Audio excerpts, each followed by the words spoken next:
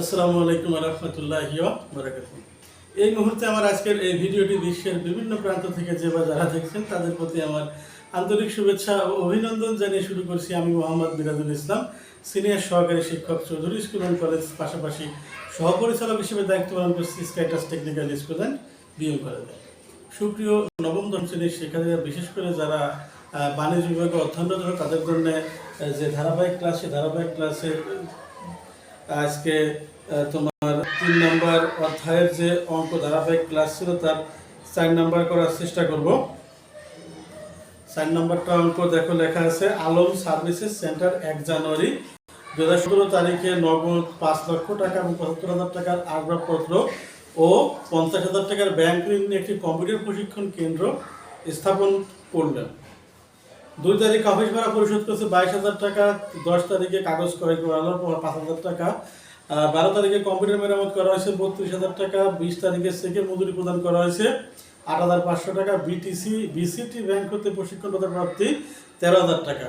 ক নাম্বার বলছে প্রারম্ভিক মূলধন। প্রারম্ভিক মূলধন আমরা দুইভাবে করতে পারি, এখানে আমি দুইভাবে করে দেখাবো ইনশাল্লাহ। আমরা প্রথমে লিখতে পারি কি, ক নাম্বার তৃতীয় অধ্যায় 4 নং।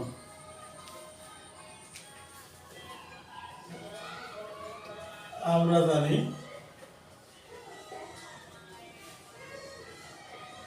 প্রারম্ভিক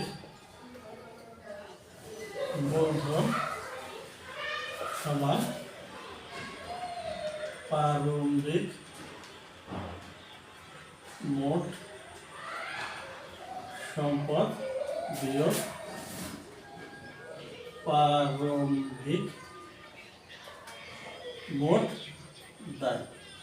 এটা হচ্ছে সূত্র দিয়ে করতে পারি আমরা। এখন সম্পদটা থেকে দেখো, নগদ টাকা আছে 5 লক্ষ টাকা, আসবাবপত্র আছে 75,000 টাকা, 55,000 টাকা ব্যাংক ঋণ আছে। তাহলে এখন আমাদের এখানে একটু টুইস্ট আছে। টুইস্টটা হচ্ছে নগদ আছে 5 লক্ষ টাকা আর ব্যাংক ঋণ আছে 55,000 টাকা। ব্যাংক ঋণটাকে নগদ টাকার সাথে যুক্ত হইয়া 5,55,000 টাকা নগদ হবে। ঠিক আছে, নগদ 5,55,000 টাকা যোগ আমাদের আগরটা কত, 75,000 টাকা। দায় ছিল কত, ব্যাংক ঋণ 55,000 টাকা।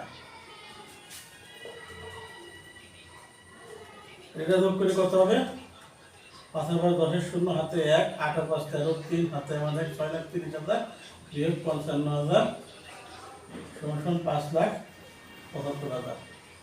এটা হচ্ছে প্রারম্ভিক মূলধন। আমরা যদি এই ঋণটার ঝামেলা না করে সরাসরি আবার যদি করি, ঋণ যোগ করবো না বিয়োগ করবো না, কারণ ঋণ কোনোদিন মূলধন না। ঠিক আছে, আমরা যদি সব করি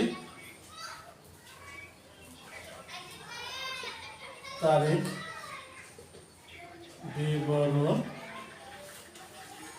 টাকা টাকা, এটা তারিখ কত আছে, 2017 জানুয়ারি 1, 2017 জানু 1। আমাদের একসাথে কি নগদ টাকা আছে কত, 5 লক্ষ টাকা, আসবাবপত্র আছে 75,000 টাকা, মোট মিলে 5,75,000 টাকা উত্তর। আমরা যে কোনো একভাবে করতে পারি, যেটা সুবিধা মনে হয় সেটা করতে হবে। ঠিক আছে, আমরা যেহেতু যদি এই নিয়মে করি তাহলে আমরা নগদ টাকার সাথে ঋণ যোগ করতে হবে বা বিয়োগ করতে হবে। ঠিক আছে, আশা করি বোঝাতে পারছি। দুইভাবে যে কোনো একভাবে করলেই হবে।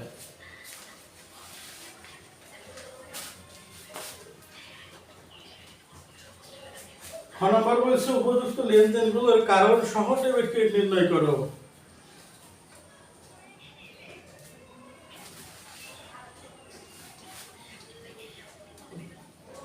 তারিখ, পক্ষ বিপক্ষ, ডেবিট ক্রেডিট, টাকা, কারণ। তারিখ খ নম্বর লিখতে পারি কারণ সহ ডেবিট ক্রেডিট নির্ণয় করা হলো। পক্ষ বিপক্ষ ডেবিট ক্রেডিট টাকা কারণ এটা যদি এটাই পাশে তাহলে সমস্যা ছিল না। এখন 1 তারিখে বলছে কি সবগুলো দেখিয়েছি, নগদান হিসাব, আসবাবপত্র হিসাব, ব্যাংক ঋণ হিসাব, মূলধন হিসাব 2017 জানুয়ারি। ঠিক আছে, এখন নগদ টাকা কি সম্পত্তি ব্যবসায় নগদ টাকা আনার পরে নগদ টাকা বাড়ছে এবং নগদ টাকা বাড়ছে, সম্পত্তি বাড়লে ডেবিট, তাই নগদ ডেবিট। আসবাবপত্র কেনার পরও আসবাবপত্র বাড়ছে, আসবাবপত্র যদি সম্পত্তি বাড়লে কি ডেবিট। ব্যাংক ঋণ কি, ব্যাংক ঋণ আছে নিচি দিয়ে দেওয়া লাগবে, এটা আছে দায়, তার মধ্যে ব্যাংক ঋণ আছে দায়, ব্যাংক ঋণ নেওয়ার পরে দায় বাড়ছে, ক্রেডিট। মূলধনের ফলে মালিকানা সত্ত্ব বাড়ছে, মালিকানা সত্ত্ব যদি বাড়ে তাহলে সেটা ক্রেডিট হবে। এখন নগদ টাকা কত টাকা পাইতেছিলাম, 5,55,000 টাকা, হ্যাঁ 75,000 টাকা, 55,000 টাকা, 5,75,000 টাকা। তাহলে লিখতে পারি আমরা কি সম্পদ বৃদ্ধি, দায় বৃদ্ধি, মালিকানা সত্ত্ব বৃদ্ধি।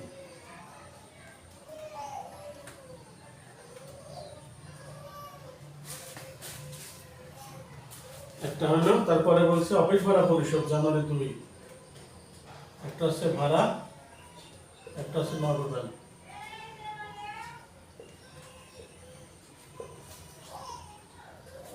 ভাড়া দেওয়ার পরে খরচ বৃদ্ধি পাইছে, খরচ যদি বৃদ্ধি পায় তাহলে ডেবিট। নগদ টাকা আছে সম্পত্তি যেহেতু আমি দিয়ে দিয়েছি তাহলে সম্পত্তি কমছে, সম্পদ কমলে ক্রেডিট। এটা কি ব্যয় বৃদ্ধি, সম্পদ হ্রাস। টাকা করে টাকা আমরা সবাই লিখতে পারি, সমস্যা নেই। টাকা কত, 22,000 টাকা।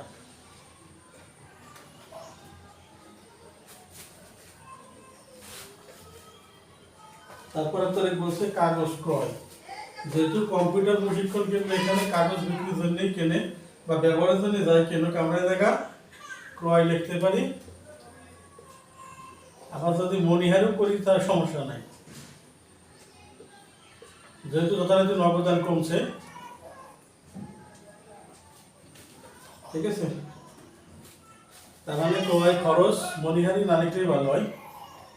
ক্রয় হিসাব, খরচ যেহেতু বাড়ছে তাহলে ডেবিট, নগদটা যেহেতু কমছে তাহলে ক্রেডিট। কত টাকা, 5,000 টাকা। একই ব্যয় বৃদ্ধি, সম্পদ হ্রাস। তারপরে তারিখ আছে 12 তারিখ, মেরামত করছে, মেরামত হিসাব, নগদান হিসাব। মেরামত করার পরে খরচ বৃদ্ধি হয়েছে তাই ডেবিট, নগদ টাকা কমছে তাই ক্রেডিট।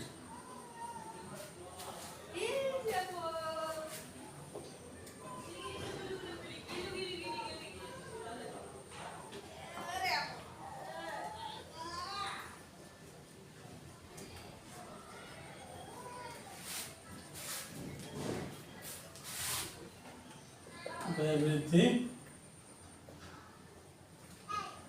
সম্পদ হ্রাস। এখানে যদি কম্পিউটার প্রশিক্ষণ কেন্দ্র না দিয়া, যদি কম্পিউটার যদি সার্ভিসিং এর ক্ষেত্রে দিত তাহলে এটা অবশ্যই আয় ছিল। ঠিক আছে, আমরা এর আগের অধ্যায় ক্রম করেছিলাম গাড়ি মেরামত করে আয়, সেটা যেহেতু মেরামত করার প্রতিষ্ঠান ছিল, এটা মেরামত করার প্রতিষ্ঠান না, এটা হচ্ছে কম্পিউটার প্রশিক্ষণ দেওয়ার প্রতিষ্ঠান, এই জন্য মেরামত এখানে খরচ। ঠিক আছে, তারপর আসা হচ্ছে 20 তারিখ, মজুরি প্রদান চেকের মাধ্যমে, মজুরি হিসাব ডেবিট, মজুরি হিসাব, বেতন হিসাব একই কথা। যেহেতু চেকের মাধ্যমে গেছে তার মানে ব্যাংকের টাকা কমছে, যেহেতু খরচ বাড়ছে ডেবিট, সম্পদ কমছে, ক্রেডিট কত টাকা? ৮,৫০০ টাকা। সেম কারণে দেখলাম না, উপরে যে কারণ সেই কারণে। তারপর বলছে প্রশিক্ষণদাতা প্রার্থী, তার মানে কি নগদ টাকা বাড়ছে।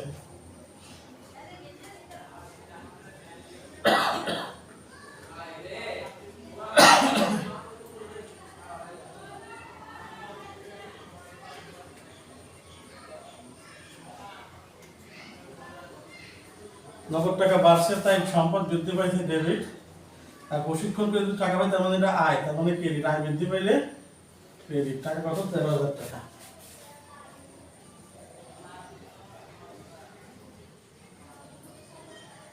সম্পদ বৃদ্ধি, আয় বৃদ্ধি। অঙ্ক আশা করি শেষ হয়েছে। সুতরাং অঙ্কে বোঝানোর চেষ্টা করতে খুব সহজেই সমাধান হয়, সমস্যা হবে না।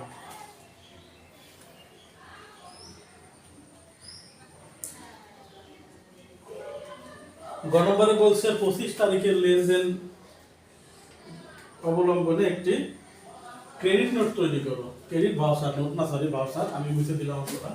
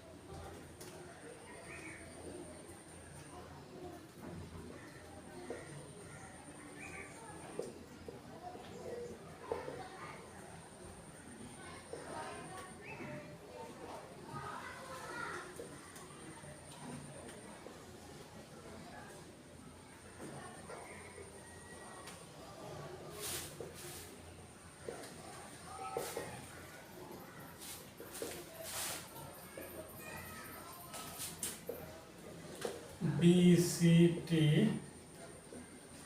ব্যাংক হতে প্রশিক্ষণ ভাতা প্রাপ্তি।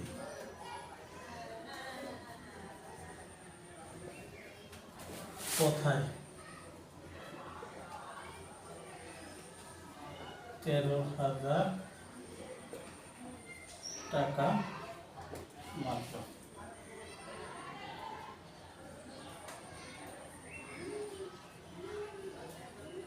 ক্যাশিয়ার, হিসাব রক্ষক,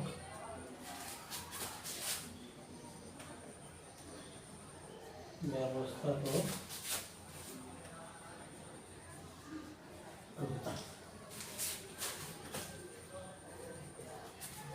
এটা হচ্ছে আমাদের গ নম্বরের উত্তর। আশা করি বুঝতে পারছি। যদি বিশেষ প্রশ্ন দিতে চাও তাহলে দিতে পারো। ভুল ত্রুটি সংশোধন যোগ্য। ঠিক আছে, শুধু শিক্ষার্থী আজকে যে অঙ্কটা করলাম, এই অঙ্কটা খুবই অত্যন্ত সহজের সাথেই বোঝানোর চেষ্টা করেছে। আশা করি তোমরা যারা আমার সাথে তখন ছিল অবশ্যই আমার এই অঙ্কটা বুঝতে পারছো। যারা যদি না বুঝে থাকো ঠিক এক্স্যাক্টলি কোথায় বুঝো না সেটা আমাকে কমেন্ট বক্সে কমেন্ট করে জানিয়ে দেবে। সবাই সুস্বাস্থ্য কামনা করছি, সবাই ভালো থাকবে। আল্লাহ হাফেজ।